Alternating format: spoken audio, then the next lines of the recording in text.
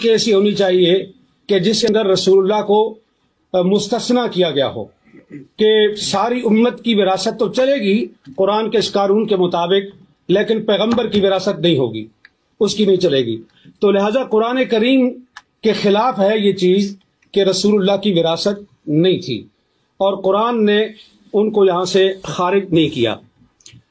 اب حضرت ابو بکر رضی اللہ عنہ نے حضرت فاطمہ کے کلیم کو رد کرنے کے لیے جو روایت پیش کی، بخاری میں بھی ہے، مسلم میں بھی ہے، دوسری تمام شیعہ کتابوں میں بھی ہے اور سنی کتابوں میں بھی، اس کے اندر 3 پوائنٹ ہیں۔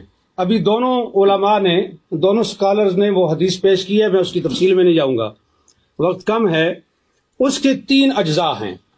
پہلا جز یہ ہے کہ انبیاء کسی کے وارث نہیں ہوتے، یعنی وہ اپنے والدین کی وراثت نہیں لیتے۔ دوسرا پوائنٹ یہ ہے کہ انبیاء کی وراثت نہیں ہوتی، ان کا کوئی رشتہ دار اور ان کے کوئی قریبی جو ہیں عزیز، وہ ان کی وراثت نہیں لے سکتے۔ اور تیسرا پوائنٹ یہ ہے کہ جو کچھ انبیاء چھوڑتے ہیں وہ صدقہ ہے۔ اب یہاں سوال یہ ہے کہ انبیاء کی وراثت نہیں ہوتی، تو رسول اکرم صلی اللہ علیہ وآلہ وسلم نے اپنے والد گرامی حضرت عبداللہ بن عبد المطلب کی وراثت لی ہے۔ اس میں 3 چیزیں تھیں۔ ایک وہ ان کا مقام تھا جو ان کا آبائی مقام تھا، دوسرا ام ایمن جو لونڈی تھی، اور تیسری چیز جو ہے وہ تلواریں اور اونٹنی تھی۔ بعض کہتے ہیں 1 سے زیادہ اونٹ تھے، بعض کہتے ہیں 1 تھے، چلو ایک ہی صحیح، ہم ایک ہی پر اتفاق کرتے ہیں۔ تو یہ وراثت تھی رسول اللہ کے والد کی۔ رسول اللہ نے یہ وراثت اپنے والد سے لے لی، تو یہ کیسے وہ کہہ سکتے ہیں کہ انبیاء وراثت نہیں لیتے؟ آپ بچپن میں وراثت لے چکے، اور نبوت ملنے کے بعد آپ نے کہا ہم کسی کے وارث نہیں ہوتے۔ یہ دونوں باتیں ایک دوسرے کے متضاد ہیں، یہ قول اور یہ عمل، یہ دونوں ایک دوسرے کے خلاف ہیں۔ تو رسول اللہ نے اپنے والد کی وراثت لی ہے، لہٰذا یہ بات درست نہیں کہ انبیاء کسی کے وارث نہیں ہوتے۔ دوسری چیز ہے کہ انبیاء کی اولاد جو ہے اس کی کوئی وارث نہیں ہوتی، وہ وارث نہیں ہوتی، تو وہ وارث سلیمان و داؤد۔ اور حضرت زکریا علیہ السلام نے جو کہا کہ انی خفت الموالی من ورائی، یہ علماء کے لیے یہ لفظ جو ہے یہ قابل غور ہے اہل علم کے لیے، کہ حضرت زکریا یہ کہہ رہے ہیں کہ انی خفت الموالی، میں موالی سے ڈرتا ہوں، مجھے ڈر ہے، اس لیے میں تجھ سے مانگ رہا ہوں کہ مجھے ایک وارث چاہیے۔ اب یہاں جو سکالر یہ فرماتے ہیں کہ یہ وراثت علم کی وراثت تھی، نبوت کی وراثت تھی، تو خفت الموالی کو آپ کہاں لے کے جائیں گے؟ کیا حضرت زکریا کو اپنے موالی سے یہ ڈر تھا کہ وہ میرا علم چھین لیں گے، میری نبوت چھین لیں گے؟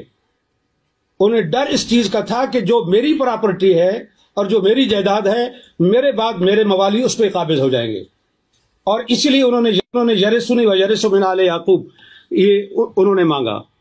اور اسی چیز کو حضرت فاطمہ نے حضرت ابو بکر کے سامنے یہ پیش، وہ صحیح معنی میں موالی تھے، ہماری پنجابی زبان میں موالی کہتے ہیں، موالی لو۔